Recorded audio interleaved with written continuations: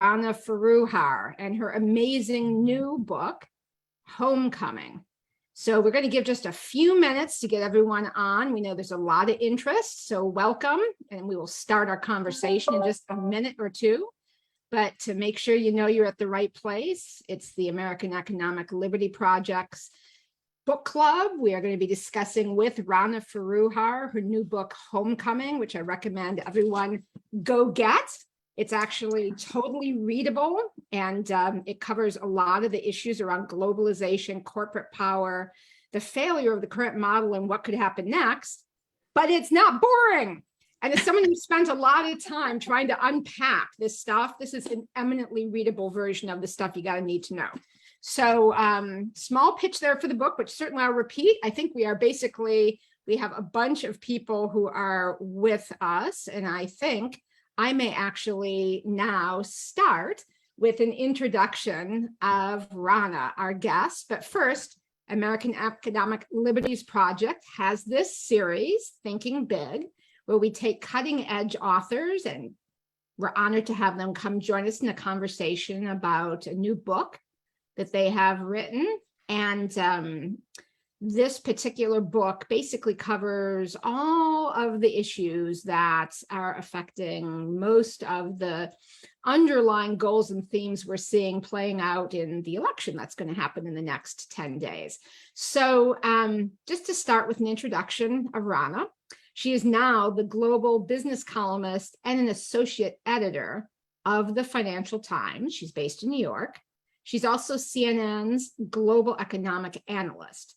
You've probably seen some of her other books, one of them, Makers and Takers, The Rise of Finance and the Fall of American Business, was about why capital markets are no longer actually supporting business and is a little bit of an appetizer to the situation that her new book, Homecoming, starts with, in providing a snapshot of the mess we're currently in. Before Rana joined the FT and CNN, she spent many years as a reporter and a foreign affairs editor and correspondent on economics for Time, for Newsweek. She is one of those reporters who not just is extremely intense in her interviewing, but she's very well read. She talks to the actual people, but she does the homework. And so you can see that in this book. And again, the book, Homecoming, The Path to Prosperity in a Post-Global World, the beginning of it describes the mess we're in. And that is actually, Rana, welcome. So glad you're here. Thanks, Lori, and thanks for that incredibly generous introduction that I feel like my mother wrote. Well, as somebody who spent a lot of time trying to boil down these issues into something that's accessible and broadly understandable, kudos, because you did it, and I have so folks, seriously, this book, I mean, this is, if you really want to get sort of the boilerplate, and also if you need like a severe antidote to everything Tom Friedman has ever written in his life, with all of the facts and the footnotes to basically go with the discussions and not a lot of descriptions of dinner with famous people, then I recommend highly this book. And I'm going to start out with Rana telling us a little bit about what she found, which is basically she found the wreckage, the damage, the ruin. And I'm making fun of Tom Friedman because this is a very, very somber and actually incredibly depressing, and her book is honest about it, situation of what 30 years of the so-called neoliberal model has wrought. So tell us, just start with sort of where your book starts and describing the mess. Well, thank you for that. It's funny, I'm actually allergic to dinner with famous people. I don't know how I got to work at the FT, actually, given that, but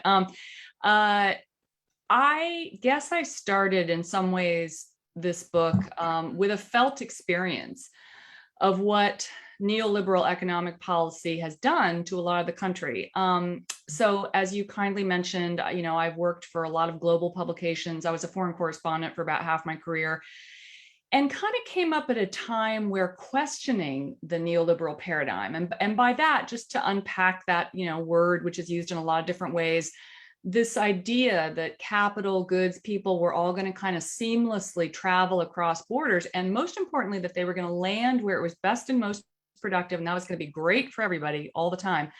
I grew up in rural Indiana, And my childhood was punctuated by my friends in high school losing their family farms through consolidation of massive agricultural firms.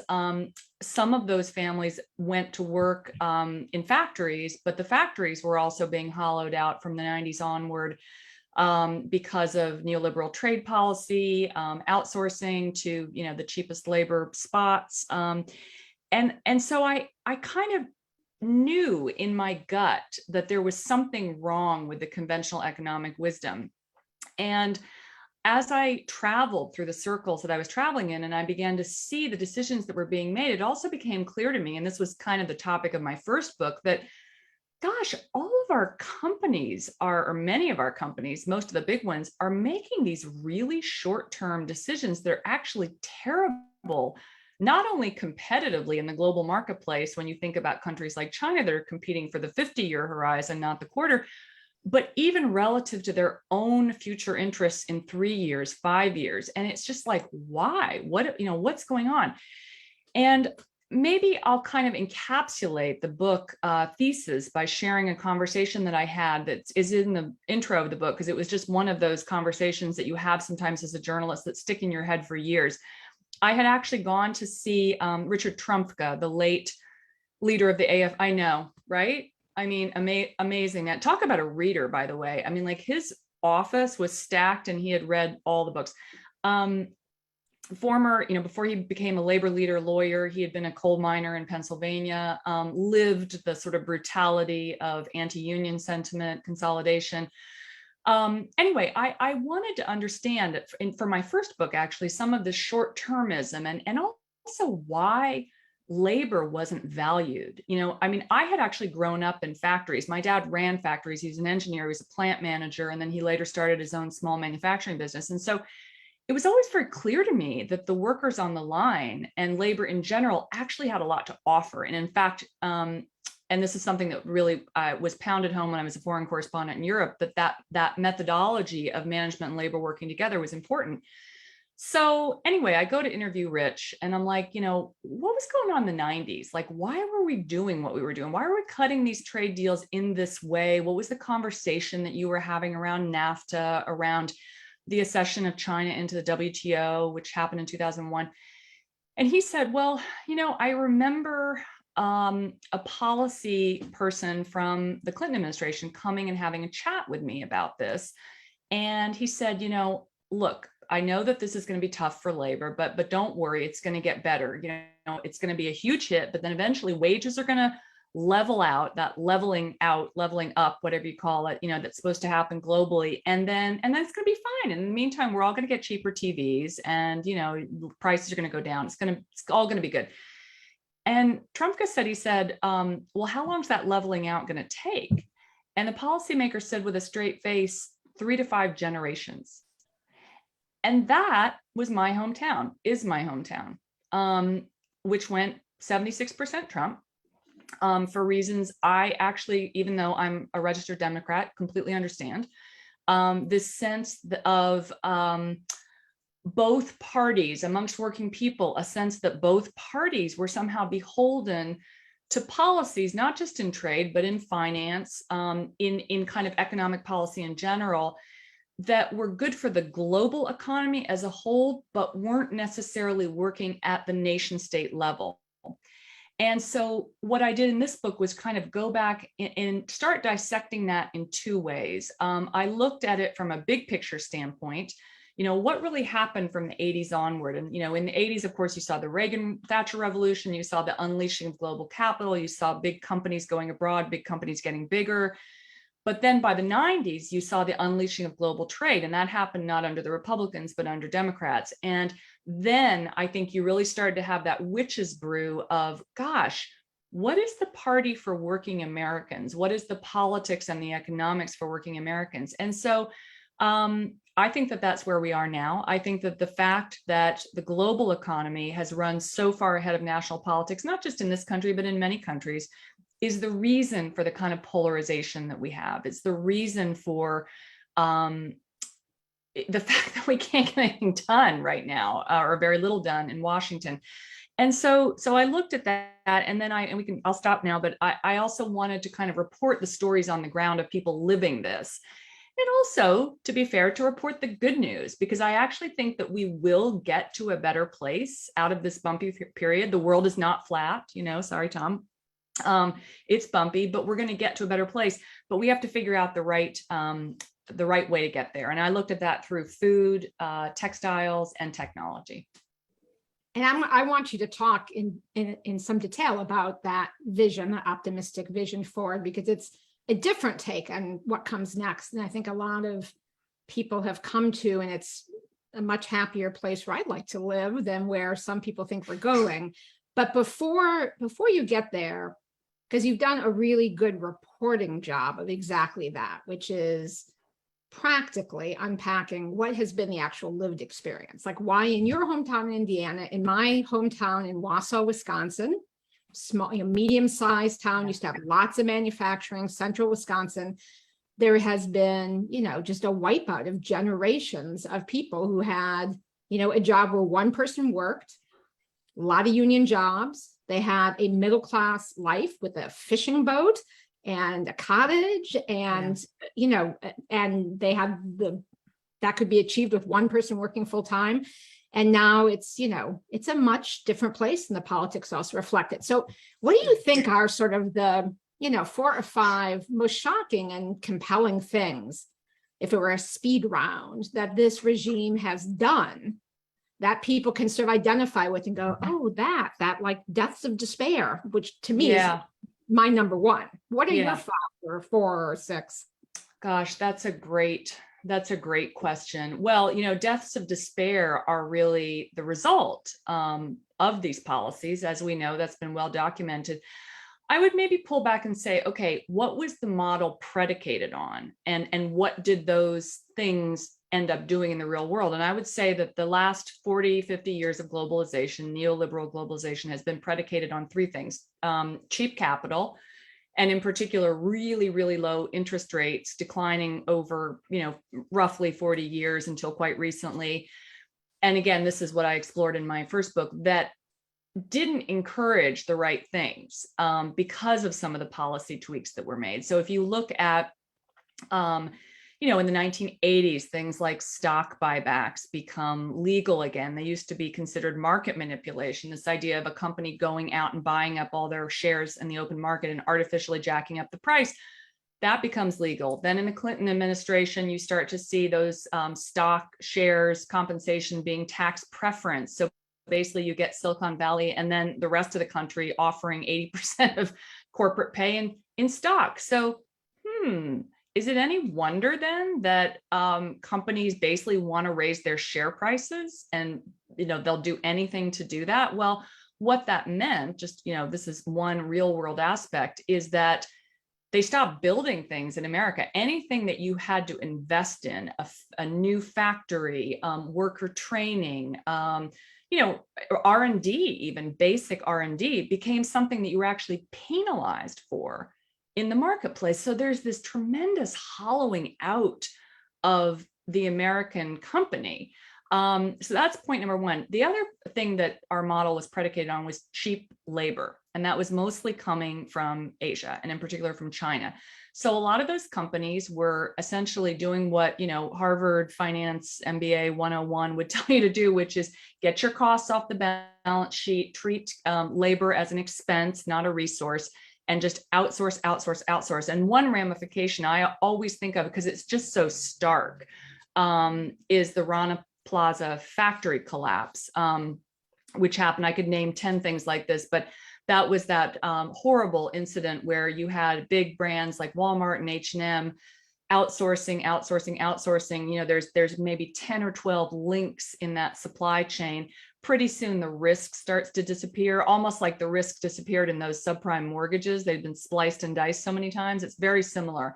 And then, at some point, there's an outsourcer that has completely terrible standards, and you get a shoddy building. There's a fire, it collapses, and 1,100 people die. That's a real world consequence, and that's not even in the US. Meanwhile, in the US, the folks that were told that cheaper TVs were going to make everything better were struggling with the fact that housing, healthcare, education, all the things that really make us middle class were rising at 3 times the price of the core inflation rate, even before the latest round of inflation.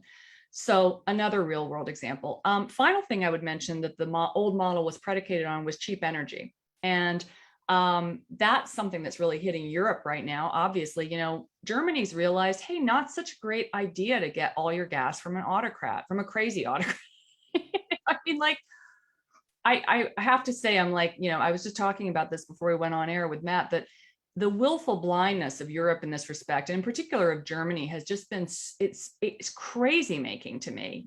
I was writing years ago, maybe not such a great idea to spend all this money on this pipeline and assume that everything's going to be okay with Russia indefinitely. It was such a representation of the thinking of the neoliberal era, which is that everything's going to be okay all the time. And the model works as long as that's true, but then it stops working when it isn't. And it wasn't pretty quickly. And actually, before you jump in, Matt, I realized I was so excited to get to Rana and hear what she had to say. I didn't introduce you or me. So I'm— oh my God, I know. And you guys are like the actual real experts. By the way, people, these are the two I speak to figure out what's going on. So that's very kind. I'm Lori Wallach, and I'm the director of AELP's Rethink Trade Project, and Matt Stoller is the research director of AELP, and is in that league, actually, that rare league of Ranas, as far as incredibly smart, incredibly well-read, and very articulate. So we promise we're not going to be boring. And Matt, dive in before I ask Rana to talk about what her vision is of the future. Yeah, no, it's an optimistic book, right? That's what's, like, it's easy to talk about problems. We like to talk about problems. Yeah. We're policy, Lori and I are policy advocates. And so you see a problem, you want to fix it. But this is an optimistic book, right? This is about like a world after globalization and why it's better and different and weirder. So like, what does that world look like? I mean, I think, Lori, I'm kind of stealing your question a little bit, but I want to how do you make an optimistic case right now? I mean, it doesn't seem like a particularly optimistic moment. That was precisely my question. Oh, good. Okay. Well, we're all in agreement then. And by the way, Matt, I'm so glad you pivoted to optimism. I find that that's a big selling point right now. It's actually incredibly easy to make the case. And let me kind of lay out why. So let's put aside the really contentious geopolitics of the moment, which are their own thing, and we can talk about that and dig into that more. But I've been covering global business for 32 years in 3 different continents. I would say 10, even 15 years ago, I was starting to see a recalculation on the part of certain companies about long, complex global supply chains. So particularly in areas like low margin goods, textiles, furniture, certain kinds of things that are just cheap, and maybe you don't want to spend all that time and energy toting them from the South China Seas all the way back to the US. That was a calculation that companies were starting to make. And it had to do with the fact that wages were rising in Asia, but productivity levels were nowhere near what they were in the US or many parts of the West. And so I remember years ago, when I was at Time Magazine, I did a cover story actually called Go Glocal. That's kind of one of those horrible hybrid words that I don't even want to own, but you should be ashamed of that one. I should be ashamed. And I did not make it into this, but isn't homecoming so much warmer? Yeah, glocal. And I went out to see Caterpillar actually in the Midwest, and they were actually starting to move more rapid prototyping and production to regional and local firms, because what they were finding was that it was just taking too long. It was too complicated. It was too fraught, and they were not able to iterate and innovate as quickly if they were essentially sending a lot of things off to, China and then waiting for them to come back 6 months later, and there's problems and the quality's not as good. And so it was fascinating. That was already happening. Now you see someone like Elon Musk, like him or not, taking that to the nth level and saying, okay, I'm going to make the Tesla and I want to, and this is a product that I need to innovate, I need to iterate very quickly. I want everything to be local. I want all my supply chain to be in my control, or as much of my supply chain to be in my control as possible. And it's almost like going back to an older era. It's the River Rouge model, of Detroit, where you control the energy, you control the inputs, the workers are on the ground, the parts are being made in one place. And there are costs to that, but if there is scale and if there is kind of a floor under purchasing, there's also tremendous productivity gains and efficiencies to be gotten that way. And now it's called to get wonky, but it's probably a wonky crowd. It's called vertical integration, and it is the new thing in corporate America. Everybody wants to own their supply chain. And interestingly, the companies that came out of COVID the best were the ones that could. So that's one point. I could keep going on, but let me stop. I want to ask about whiny Europeans for a second. Oh, sure. I love to talk about those. Because so Macron was talking about how, we need a Buy European Act, which is similar to the Buy American Act. Yeah. And, part of what Biden was doing with Inflation Reduction Act, and also Trump before him with tariffs, was trying to induce more manufacturing here. And the Europeans, one of the points of your book is that this change is global. So everybody's trying to make things more locally. And that's fundamentally a good thing. Yeah. And the Europeans have been talking about this. The Chinese obviously want to make things there for slightly different reasons. But, Macron, at the same time as the French are saying we want to, and the Europeans are saying we want to make things in Europe, they're also bitterly complaining, and the South Koreans are bitterly complaining about the US actually trying to relocalize supply chains. Yeah. And I wonder, can you talk a little bit about the geopolitics there? Because it seems crazy to me that these countries are not seeing the kind of both the necessity to do that, but also how the US American society is kind of slowly collapsing, and that it's better to have some sort of coherent American society than for them to be able to make a few more batteries or whatever it is. Yes, I would agree with all that. Let me take that in two parts, and I'll start with the reason regionalization actually makes sense, and then I'll move to whiny Europeans. Regionalization makes sense for all kinds of reasons. Once you put a real price on a product, when you put not just the cheapest way you can have it made, let's take a mask. I'm going to take an actual real world example, and this is in fact in my book. During COVID, I spent some time in a textile supply chain in the Carolinas. And it's really interesting, super interesting, almost like a Darwinian case study of what happens when China comes into the WTO. You get an industry that, as Lori knows better than anybody, is hollowed out almost overnight, like 90% of production goes to Asia. But what's left is amazingly nimble. So there's these handful of family-owned mid-market businesses. Crucially, almost all of them are private, so they don't have the pressure from the market. They don't have that short-termism. And they're working, again, in a somewhat Germanic kind of collaborative, competitive environment where, let's say a big order comes in, one guy can't do it, they call the two guys down the street, they work together. So there's this kind of community, a localism that is operating, that's really quite powerful. So the pandemic hits, people don't want to buy t-shirts. These guys are like, let's make some masks. At the time, a Chinese mask, which is mostly what we were buying, was 3 cents, which, as Lori will again be able to tell us better than anyone, is dumping, because the materials are 5 or 6 cents at least, and that's before inflation. An American mask was 30 cents.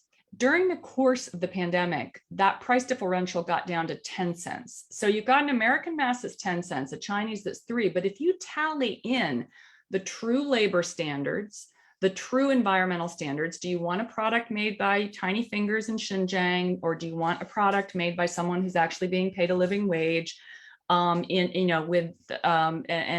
making things in ways that are not going to kill the planet? Then that and fuel, the fuel divide, so you don't have the transport costs, that starts to narrow. So this sense of regionalism, for all kinds of reasons, when cheap really isn't cheap, makes a lot of sense. We can come back to that, but let me go to whiny Europeans, because that's always fun. I think what's happening is Europe is, and this was the same thing in the wake of the 2008 crisis, is grappling with the flaws in its own political economy, okay? It always wanted the upside of integration without the downside, which is essentially wealth transfers. I mean, the US, California sends money to other states, we have a unified system. The Europeans really don't have that still. They've made some progress in integrating economically, but they don't, there's no single tax policy. There's really not even a single kind of banking standard within Europe. So they're separated. And I think one reason that they're feeling particularly whiny and within that fearful is that they don't know how they're going to land in this new world. You've got certain countries in the south of Europe, Italy and Greece in particular, that are already kind of being pulled into the China One Belt, One Road, pathway.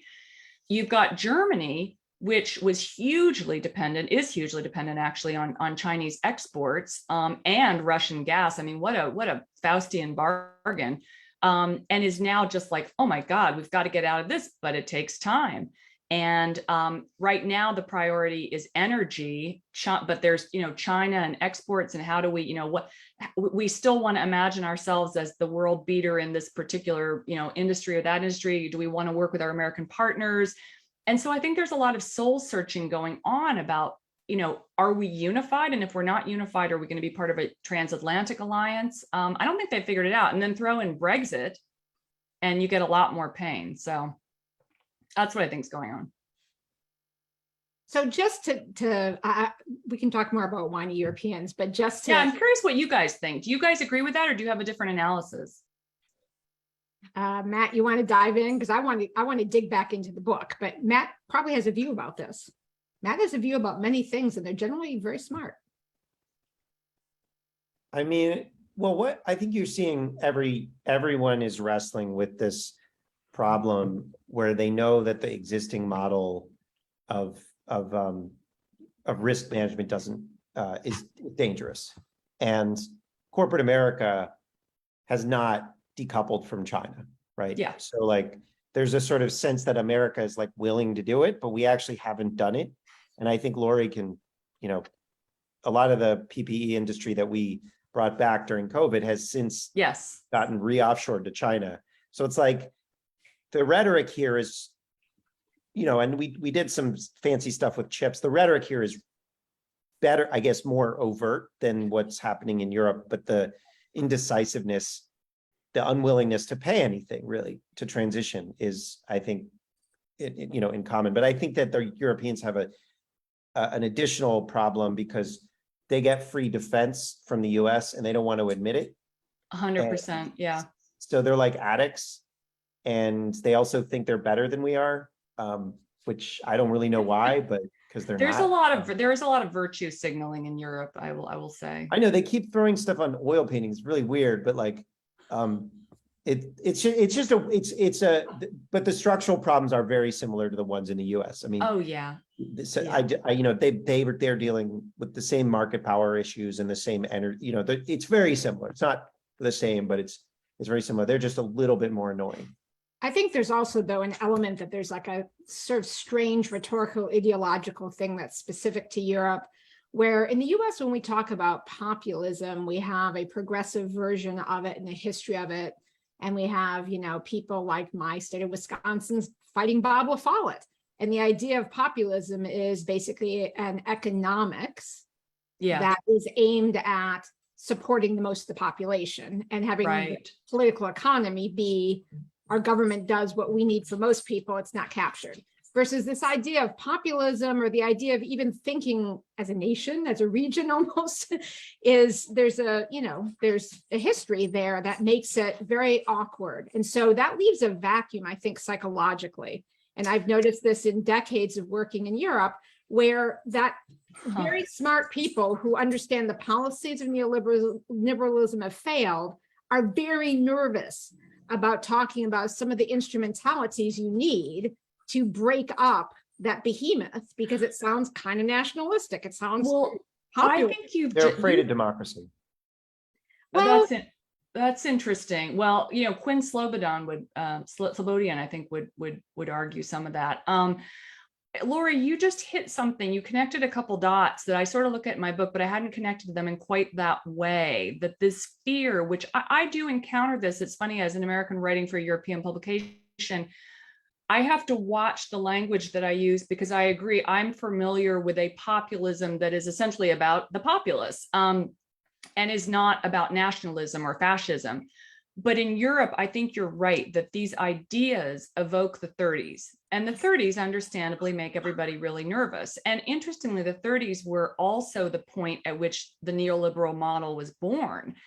We often think of the Reagan-Thatcher revolution, but actually it came out of Europe. It came out of, Mont Pelerin and a lot of the ideas that were really about, okay, God, we've got this, we were between two wars, things are chaotic. How do we prevent countries from going to war with one another? And so this idea to tampen down national politics, basically, you could say the state, but in some ways I agree with Matt that you're tampening down the local politics by connecting business and capital strongly across borders was really the foundations of this theory. And it's interesting because, I think every economic theory, if you go back in time, it can be appropriate for its era until it's not. Pendulums swing, and you can see why this idea came to Europe at that time.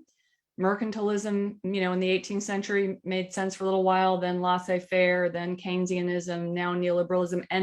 But by the 90s, and certainly by the last 20 years, you're just, the pendulum has so wildly swung to a direction in which, ironically, nationalism and really extreme politics, call them fascist, call them whatever, what you will, have been the result, which is exactly what the model didn't want. The opposite outcome. Well, the opposite. A little bit of that is sort of the other piece of what you describe and what you explored as some of the sort of more resilient, prosperous, place-based economics you talk about, of a future that is the post-globalization future. And I guess I'd love to hear a little bit more of how, sort of what the process was of concluding that is the direction things can go, some of the examples that inspired you to think that, and particularly, and this is sort of the grimmer part, in the context of these constructs that are built into the global economy, like those neoliberalists weren't horsing around. they cemented in, hi, here are the handcuffs. They are made of shit you can't cut, and we're throwing away the key. And so there's a lot of that is still there, of structures that have governments. A lot of the things that the Europeans are doing, the Chinese are doing, and the Americans are doing are actually against the rules of things like the IMF, the WTO. It's just the less powerful countries that have had to follow the damn rules or else. Now suddenly the countries that impose those rules and everyone else are going, this is not working out. So how is that optimistic view, and also,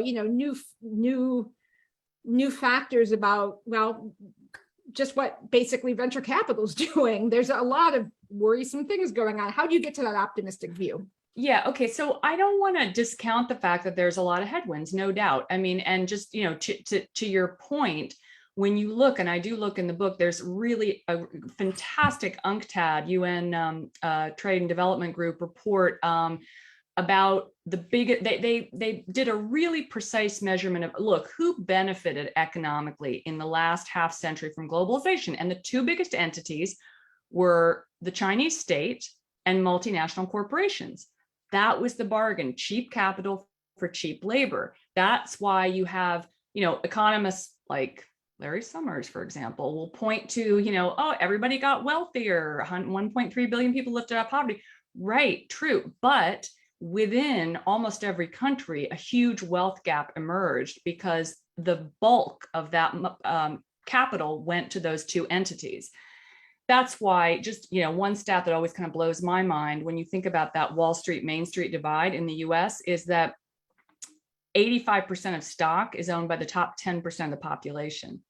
So when you think about what our economy, what that neoliberal model has done, it's basically all about pushing up asset prices, which makes, frankly, people like me that own a house or have stock wealthier, and people that are less asset rich and are making their money from a paycheck poorer, because wages have stagnated for all Americans since the early 90s. And for working people, really, depending on the group, even, working men in particular, since the 70s. So not a good bargain. But the optimism is this: even though we've seen these extremes at a global level, and if you go into certain parts of the country, you can, particularly coastal areas, you can really see those extremes playing out.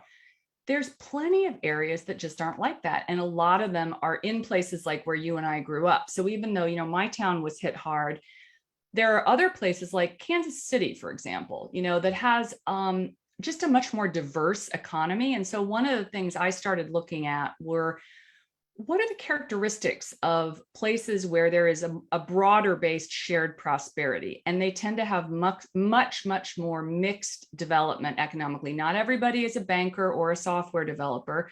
There's a mix of manufacturing, of services, of education.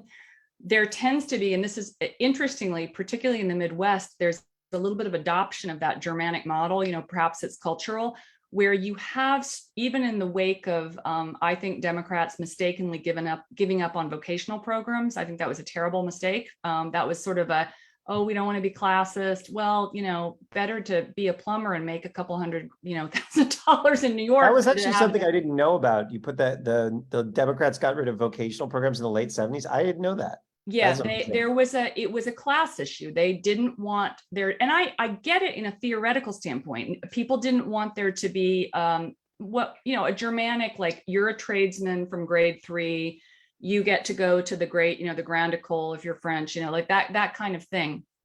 We were going to be equal. But the bottom line, and I've written a lot about this too, is that the lower quarter of the population socioeconomically has taken on huge crushing debt burdens, trying to get up this 4-year college ladder, often having to work part-time while being in school, leading to higher dropout rates, often going to second-tier or third-tier universities where the degree isn't necessarily worth as much in the marketplace, where, frankly, a degree is a credential as much as it is about, what you're actually learning often. So that whole model was flawed. But in the Midwest, and in, not only the Midwest, but, certain parts of the country that are a little more balanced economically, there have been some relationships that have still been maintained between educators, job creators. Columbus, Ohio is kind of the gold standard of this. That's a city that was really crushed after the financial crisis. And they had, if I remember correctly, a 3-term Democratic mayor, but a mostly Republican business community. And they were kind of at a point, they'd like cut everything. They were down to collecting trash once every couple weeks, or, it was bad. And they're like, all right, are we going to be an also ran Rust Belt city? Are we going to kind of wither away, or are we going to do something new? And they came together and they're like, how can we connect the dots? We've got all these community colleges. We've got industry. We've got some services. We've got a little bit of finance. There was a nice balance. And they decided to do a tax hike, the first in 32 years.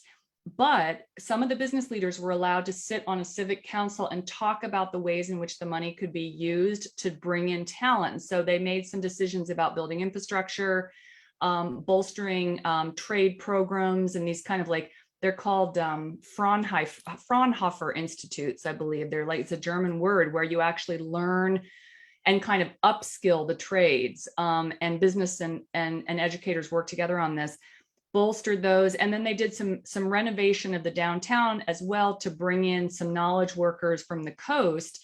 They now have the 3rd highest level of designers, industrial designers, commercial designers in the country after New York and LA. And they've created I think over half of all the jobs in Ohio since that time. So now they had a good mix. They had a lot of advantages going in, but what I'm trying to sketch here is this is what a balanced economy looks like. You have to have some production and consumption hub together. You have to have a mix of industries. You have to have enough middle-class jobs that people can earn enough to actually keep consuming, this idea that, you can have a 70% consumer economy in this country, but you don't give anybody a raise for 40 years is just like, what, I'll stop now. I could keep going. How does that scale up? Because folks, when you read the book, what's very interesting is Rana visits a couple of different places that most of us don't know are, there, which is to say some of these examples of places that have hit rock bottom because of this model of globalization, and then have had or have one way or another dodge being flattened by it. And there's typically features that are somewhat specific to these places, but are lessons that could be scalable. Yeah. So how does the things that you found as you were looking for alternatives, how does that scale up? Does it scale up? There's not a silver bullet, but there are so many factors that I think can be leveraged by different kinds of communities. Let me lay out 2 or 3 of the examples, and there's many. So, I mentioned the example of the textile industry where, the Carolinas were pretty hollowed out. On the other hand, you had a lot of family-run businesses that were really committed to the community and were willing to start to continue what used to be the gold standard of business, which is put as much of your profit back into productive CapEx. That includes worker training, that includes investing in factories, that includes like stuff on the ground. Don't go buy back your own shares. Do stuff that's actually going to grow the seed corn of the future. And so they had those kinds of companies. They were able to work together and, really kind of survive as a regionalized network of businesses. That's something that I could imagine linking up with federal industrial policy around, say, electric vehicles. You've got some EV subsidies happening in South Carolina. Well, these textile makers could very easily, and in fact, are starting to do upholstery for electric vehicles. They could do covers for wind turbines. I mean, this is not, heavy industrial policy. This is just like basic dot connection. Like you and I could go down there with a pencil and paper and figure this out. But there are other things. That technology is actually a phenomenal tailwind to localization right now. So additive manufacturing, which is, otherwise known as 3D printing, used to be for hobbyists, something you did in your garage. In the last 10 years, it has not been that. It's really started taking off. In COVID was a tipping point because suddenly this was a way that you could actually get stuff that you couldn't get any other way. So you could 3D print a respirator part and fill a need. You can actually now 3D print entire products like a car or in fact a house. And one of the really super cool success stories that I look at in the book is a company called Icon. It's an Austin-based company. It's run by really interesting guy, Jason Ballard, who his parents were oil rig workers, and he became concerned in South Texas. He became concerned about the environment, and then realized that, wow, supply chain, it's not the oil industry that is the biggest problem with the environment. It's long supply chains, and in particular in housing, which actually has 7 different global supply chains, each coming in totally different ways with their own carbon footprint, with their own energy footprint, with their own input costs. Ever wonder why housing prices are so high right now? Put aside what was happening with interest rate hikes in the last year, supply chain issues. I mean, I know people who are hotel developers that were literally airlifting stuff from Latin America, because you cannot get the supply chains online. They're so crazy and far flung. So he thought, well, let me think of a technological solution for that. And so he started working on 3D printing techniques, and he actually started manufacturing shelters for disaster relief. So if there's a tsunami and you need shelter for aid workers or for people that have been made homeless quickly, you can 3D print a shelter, in the course of a day. So then once he ramped that up, he started thinking, how can I commercialize this? And he worked on more techniques, and he's now in Austin. You can go and buy one of these houses, 3D printing in 6 days, $250,000 homes that are super cool. They're very mid-century modern poured concrete kind of vibe. And there's a solution to some of our housing shortage, and it's hyper local. And what's really interesting is it's technology that is both hyper local and fueling a local ecosystem, but can also be sold and exported, and sent to Africa, where, you can use them to make shelters or do whatever is necessary for the local ecosystem. Now, where did that technology come from? Silicon Valley. So wasn't it financed by, didn't it MIT and? Oh God, yeah. Well, oh yes. Oh, you mean before Silicon Valley? Oh, yeah. Wait. I was trying to set you up for some. The government? There we go. I missed that was like the thing where you throw, yeah, I totally missed that pivot. I was you missed the Sorry. layup on that one. Actually, can I just tell a super cool story from the book? I just love this story. Thinking about hyper decentralization and actually maybe coming back to geopolitics for a minute. One of the really interesting women that I met in the course of my research is this lady, Molly John, who is heading up DARPA's newest program. It's one of these kind of fully funded, go fix food systems program. That's your job. And DARPA is, as everybody knows, that's the innovation arm of the Defense Department. This is like the place where when you're a super genius and you want to blue sky it, you go. And if you don't invent the internet, you get a B. But if you do, you get an A. So she went in as she had been a plant biologist, actually in Wisconsin. You'll be happy to know, Lori, and was thinking about food systems and how screwed up big ag is and our entire system of industrial farming, which is something that I think we all came to realize during COVID. Pandemic hits, restaurants are empty, grocery stores have lines, you can't find stuff in them. Why are the two not talking? Because they're run by 4 companies and they have these efficient supply chains that don't talk to one another. And as we all know, industrial agriculture, huge, designed to push cash crops out there, very toxic for the environment, not great for workers, not great treatment. We saw that with meatpacking plants. So she's looking at these food systems and also energy security systems and thinking, whoa, we have the makings of a disaster here, because not only is just what's happening in our own country in terms of food security dangerous, if one thing goes wrong, if there's a climate disaster, if there's, any number of things, a pandemic, you get food security issues. But then look at the way China is approaching this, buying up port land, securing a lot of commodity supply, really kind of trying to ring fence some of this as part of a larger strategic game. And she thought, gosh, this is dangerous.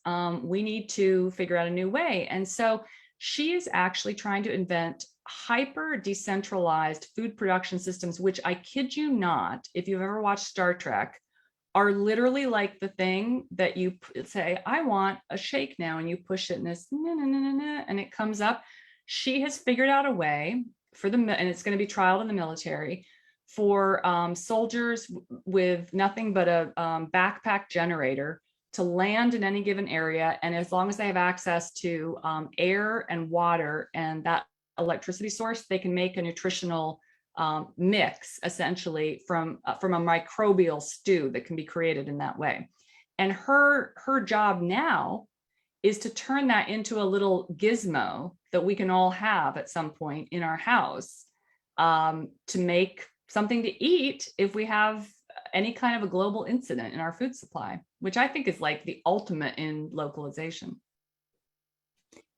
In a lot of these stories, there's technology. A lot of it, Matt was pointing out, government originally funded technologies like our vaccines that a couple of companies are monopolizing and profiting, but government funded. But putting that aside, tell us where the people are in this, because part of the question, I think, that as is a linchpin to sort of the future of our democracy and around the world, is the thing you talked about, which is people feeling secure, the feelings of community, the place-based nature of everyone having some role, more equity. And before we turn and folks start sending questions to the Q&A, a few have been put in there, please send some more. We're going to turn to you next. But I'm wondering, in some of these scenarios that you're describing, there's some amazing tech, but what is the role for people to have livelihoods and incomes and financial security? Well, a few different ways. I'll use another example. I looked at vertical farming, which is a highly decentralized way of farming. You basically grow crops up buildings, and no chemicals involved, just a lot of very specialized light and water. A company like that does farming that way is going to be able to pay workers and grow a higher quality of middle-class jobs than, say, a traditional farming operation that has essentially a few people at the very top and then some terribly paid workers at the bottom. And I actually looked at this. I looked at a company called Plenty. It's one of many doing this, but they're creating a kind of a rather than a race to the bottom, a race to the top in terms of innovation, because as they work on these new paradigms, they have to develop things, and they call on other local businesses to help them develop. So Plenty, for example, when they were developing these vertical farms, were like, we don't know how to make these light. We need special lights. We need special plastics. Well, they went to industrial designers in Detroit for those. And so there's a kind of again, a virtuous cycle of upskilling that I think doesn't happen when you have a handful of highly globalized companies that are simply trying to go for cheap, get cost off the balance sheet. The other thing I would say, excuse me, this is a risk of being on book tour, you start to lose your voice, is that we talked a lot about manufacturing. We haven't talked a lot about the service economy yet, and the care economy. The care economy, which if you look at the top 10 fastest growing job categories in the US, more than half of them are in some kind of care, healthcare, education, childcare. These jobs are by proxy local, and demographically, this is going to be where the growth is. The opportunity, of course, is to make sure that they don't become a race to the bottom. And this goes to a question that you'd asked that I kind of left hanging. Where's finance in all this? And I'm a little worried, I gotta say, because you're starting to see private equity in particular, which is just, the raping and pillaging, it's just never ends. Private equity firms, in the wake of that 2008 crisis, they bought up all the houses on the courthouse steps, flipped them, rents went up, people, ended up paying higher than average rents in areas that had high unemployment. Just a disaster story. They're buying trailer parks now, if you can believe it, and kicking people out and raising the rents. They're now starting to eye the industrial space and the care space. So I'm very worried that Eileen Applebaum has done which organization? Policy Institute. Yeah, at EPI. She's done some great work on how there's consolidation now in all kinds of care industries. They took the low-hanging fruit first, dermatology, sports medicine, but now they're going for nursing homes. Now, think about what a neoliberal optimization of a nursing home looks like. You know what that looks like? That's about firing the bereavement expert with like 20 years of experience that's helping you get through your grandmother's death, and replacing him or her with someone who's making, God knows what, probably below minimum wage if they can get away with it, to do the laundry. And that's what healthcare is going to look like if we don't get it right. Now, obviously, the Biden administration is trying to do some things to upskill the care sector. Heather Boucher has been working really hard on that. But there's a lot more that can be done. And I'm also worried about private equity going into middle market industry, because as I said, this is an area where I think there's a lot of hidden strength in this country, and it's hidden because it's been private. It hasn't been under the pressure, under the thumb of Wall Street, but a lot of great mid-sized private family-owned businesses in this company that are best in breed, making whatever they make. And private equity is now saying, okay, in this age of localization, let's get those companies, let's consolidate those companies. And I really my wish would be that the SEC would look very carefully at this and use whatever power possible to limit, particularly at this moment when we need these companies, this kind of race to the bottom. Well, this is putting a couple of the questions that have come in together. And Matt, this is one of your areas of expertise as well, which is more or less people are asking, how is it best to address monopsonies, monopolies, concentration of corporate power. We're not talking about concentration of finance in basically making possible this more diversified, resilient, frankly, redundant, focused on things like, secure supply chains, resilience, equity, not efficiency, which, as you've pointed out, isn't actually been efficient, but how do we break up that power? This is for you, Matt, I think. Well, I mean, you had a bunch of stuff in your book about it. You do. But I can talk, but. Oh, I thought you were, I'm sorry. I felt like I was monopolizing the conversation and I didn't. You also wrote a book called Goliath that was kind of about this, but I just want to give you some props, give you a little support. And by the way, you can order at bookshop.org, the support of the local bookstores, both Homecoming and Goliath. They're a great companion set. We should have had a 2-for-1 deal or something. I don't know. That would have been good.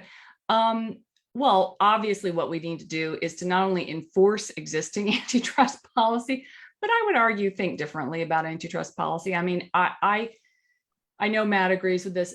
Power, not pricing. I mean, this idea that consumer prices, and this is a point I actually dug into in my second book, which was about big tech and monopoly power in big tech.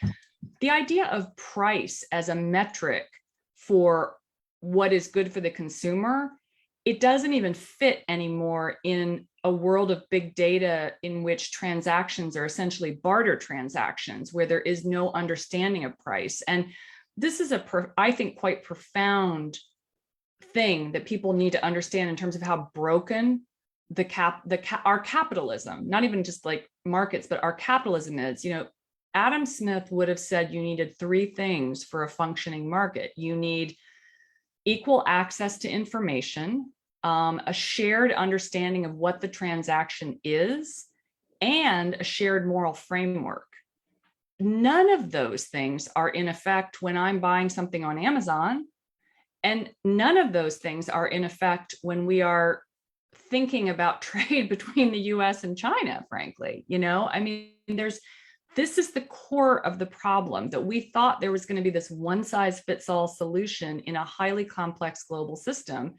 And, we're not in the 18th century marketplace here. There's a lot of different value systems flying around out there, both at a country level and at a corporate level. And, we have to think about that when we're making the rules. Matt, anything to add? I mean, we're going to have to return. There's a lot of things, but you have to do it sector by sector. Someone mentioned the parity system in agriculture, which is a good model for that, that sector. But yeah, I mean, you talked a lot about, there are regulated sectors, where you might need to regulate Google like a public utility, whereas maybe you can break up Amazon. But it's about it. You put it out. It's about focusing on power and making sure that power over our economy rests in the hands of democratic government and not in these private unaccountable actors. 100%. I have to say one area I'm thinking about a lot is space and corporate monopolies in space, and even just the weird way. And you saw this in, with Elon Musk and Starlink in Ukraine. I mean, on the one hand, it's kind of great that, he kept the internet up there, and, but on the other hand, it's like, whoa, okay, do we want actually, 2 guys controlling space? That worries me. Yeah, a lot of space industry is getting rolled up right now. It's it's something that we need to pay much closer attention to. And translation, rolled up meaning monopolized, purchased up, put into one big glob. Right. I have learned my corporate concentration lingo. So we're running up on time. I just wanted to give Rana one last chance. If there's anything else you wanted to add, while I make one more pitch for folks who really want a accessible, but very well researched and documented description of not just the problem, but some really interesting ideas about a way forward that isn't sort of the dystopian nightmare we're all scared of. that, also lays out, there's a lot of work to do to get the structures in place to get the outcomes, to nurture the good things that Rana found in thinking about and working on this book. It's not a done deal, but there's hope for it. What are your sort of closing words that will inspire everyone to go to bookshop.org and get the double deal, Homecoming and Goliath? I think that there's just a lot to be optimistic about. I really do. I mean, it's a struggle, and we're all in the struggle. And I'm really appreciative of just looking at all these awesome questions. And if anybody wants to ping me, my email's everywhere. Feel free to reach out. I just think this country still has a lot going for it, and we forget that sometimes, but we have the building blocks here. We have food. I mean, we are incredibly blessed. We have food, fuel, consumer demand. I mean, this, in the global picture, it's a pretty good setup, but we have to stop tearing each other apart. We have to look at the economic good of the community, and we have to kind of tune into our felt experience. I mean, do we really want to turn over power to, as you say, a handful of unelected corporate overlords? I don't think so. And I think the millennials get that. I'm actually really jazzed about the way a younger generation is thinking about these questions. Rana Foroohar, thank you very much. And to my colleague, Matt Stoller, as well. Thank you, everyone who joined tonight, and for all your excellent questions and for participating in the conversation. This is another session of Thinking Big, the American Economic Liberty Project's virtual book club, where we have cutting edge ideas and books and their amazing authors. So with great appreciation to Rana for writing this book and for spending the hour with all of us. Please stay tuned for the next edition of Thinking Big. And thank you all very, very much. Make sure you actually go get the book, read it, and get engaged. Thank you all very much. Thanks so much, Lori and Matt.